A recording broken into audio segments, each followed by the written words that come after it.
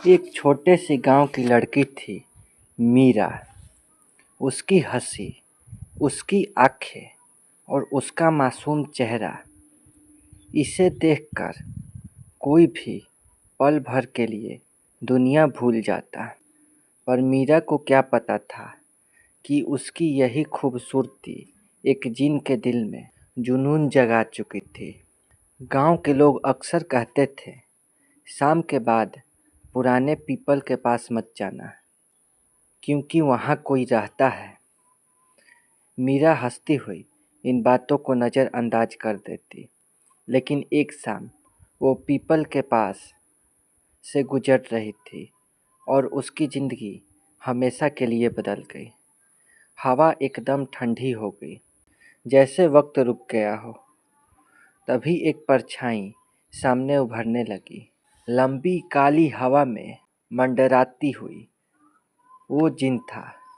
उसकी लाल आंखें अंधेरे को भी काट रही थी और एक गहरी गूंजती आवाज़, मीरा तुम मेरी हो। मीरा का जिस्म कांप गया, होठ सूख गए, पैर तो जैसे जमीन में धंस गए। जिन ने हाथ उठाया, हवा में एक काला गोला चमका। वो धीरे धीरे मीरा को अपनी तरफ खींचने लगा।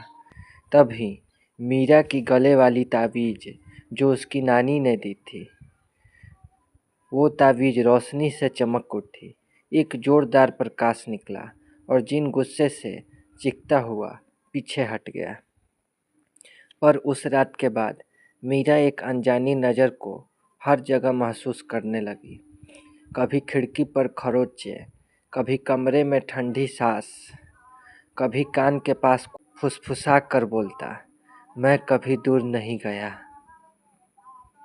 गांव के एक तांत्रिक बाबा ने कहा, ये उस जिन की मोहब्बत नहीं, जुनून है।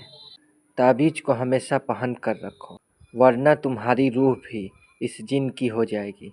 सब ठीक चल रहा था, लेकिन एक रात नानी की ताबीज का धागा टूट चुका था। दरवाज़ा धीरे धीरे अपने आप खुलने लगा और वो लाल आँखों वाला जिन मीरा की तरफ बढ़ने लगा। मीरा की चीख पूरे गांव में गूंजी और फिर एकदम सन्नाटा सा फैल गया। अगले दिन मीरा गायब थी। सिर्फ दीवार पर एक काली परछाई का निशान था। आज भी उस पीपल के पास से कोई गुजरता है तो एक आवाज़ सुनाई देती है, मुझे इस जिन से बचा लो। और कुछ लोग कहते हैं वो आवाज़ जिन की नहीं, मीरा की होती है। अगर आपको मीरा और जिन की यह कहानी पसंद आई हो तो सृप्सी हॉरर को ज़रूर सब्सक्राइब करें। यहाँ आपको मिलती है असली घटनाओं पर आधारित डरावनी कहानियाँ, मिस्टीरियस इंसिडेंट्स और वो आवाज़ें जो रात को आपको सोने नहीं देगी।